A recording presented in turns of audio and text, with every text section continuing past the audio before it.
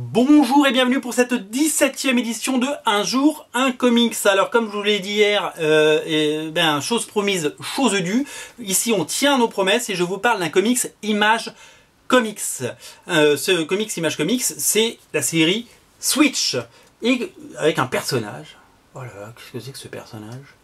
Un personnage qu'on connaît, mais on se dit mais le logo me rappelle quelque chose, mais ce bracelet là, cette espèce de gant magique avec des lames et des bijoux, ça me dit quelque chose.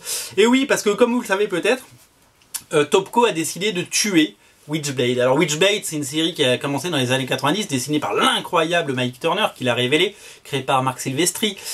Silvestri. Oula, j'en perds mon latin.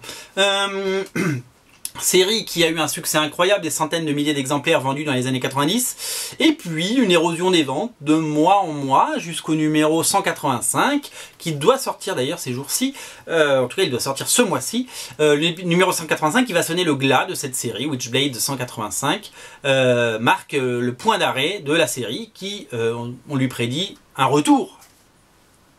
On lui prédit un retour. Witchblade, évidemment, c'est les aventures de Sara Pezzini.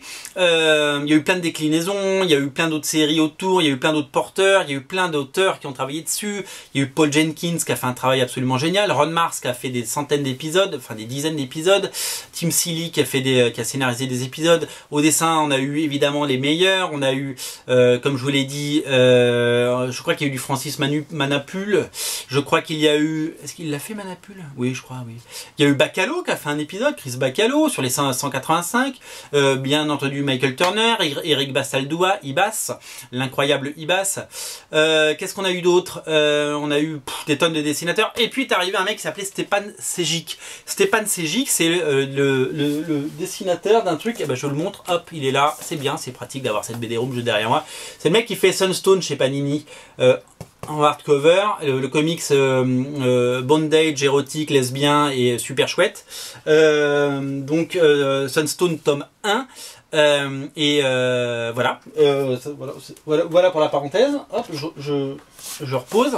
Et donc il devait dessiner une cinquantaine d'épisodes et je crois qu'il en a fait un petit peu moins parce qu'il s'est lassé. Puis il est parti faire autre chose chez Topco. Il a fait Aphrodite 9, il a fait Artifact, il a fait plein d'autres choses. Il a dessiné des tonnes de choses. À l'époque, il avait un style très Photoshop quoi.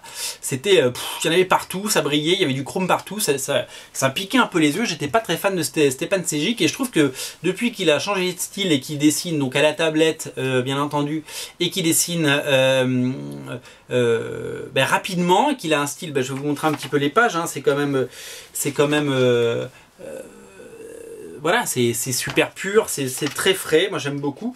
Je trouve que c'est, voilà, il y a gagné, d'autant plus qu'il dessine 3 ou 4 séries en même temps, puisqu'il fait il fait Switch maintenant, il fait bien entendu Sunstone et il fait une autre série qui s'appelle Death Vigil, le vigile de la mort, hein, ça se passe dans un supermarché, non, c'est pas du tout comme ça, mais voilà. Donc voilà pour les auteurs, c'est scénarisé par, c'est Stepan Sejic qui fait le scénario, et c'est sa femme Linda qui fait la couverture B que je n'ai pas, parce qu'on a que la couverture A sur originalcomics.fr. Alors c'est quoi cette série? C'est tout simplement le relaunch de le relaunch de Witchblade, puisque ça reprend toute la mythologie Witchblade, et que tout comme il y a eu plusieurs porteurs de Witchblade, voilà, il y a des nouveaux porteurs, et si vous voulez, ça part du point de départ que ces nouveaux personnages et la nouvelle hôte de Witchblade va récupérer non seulement le gant mais la force de ses ancêtres. Si j'ai bien compris, si j'ai bien tout lu, parce que c'est en anglais, hein. C'est difficile, hein. C'est difficile, hein. Donc voilà, ça fait des allers-retours entre les époques. C'est assez complet. Je voulais aussi vous signaler que ce premier épisode, regardez sous le globe ce qu'on retrouve là, comme c'est chouette. Je voulais vous signaler que ce premier épisode fait au moins il y a bien 50 pages de BD. Ça c'est pas un personnage des Croods, hein, c'est une ancienne hôte de Witchblade, comme vous pouvez l'imaginer. Et voilà, et comme je vous ai dit, hop, je vous montre, je spoil un peu, elle prend les pouvoirs de l'ancienne personne qui portait Witchblade. Moi je trouve ça très frais, très bien. C'est vraiment une façon de redonner un coup de frais à Witchblade, et ça reprend toute la mythologie, si vous avez aimé Witchblade, toute la mythologie du personnage, de Artefact, de toutes les séries qu'il y a eu autour, évidemment Darkness qui était lié.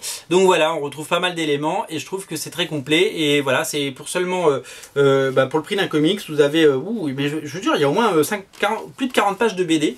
Voilà, ça se tente, c'est un premier numéro. Et puis voilà, il faut penser différent, il faut essayer de lire des choses.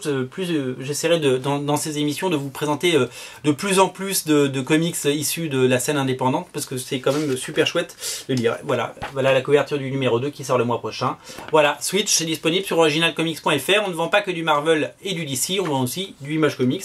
Et quand il est chouette, eh ben, il faut le dire. Voilà, merci pour cette petite... merci de m'avoir écouté, déblatéré. C'était la 17e édition de Un jour, un comics. On se retrouve dès demain pour parler d'autre chose. Je sais pas quoi encore. Laissez-moi réfléchir. On se retrouve demain. D'ici là, j'aurai trouvé.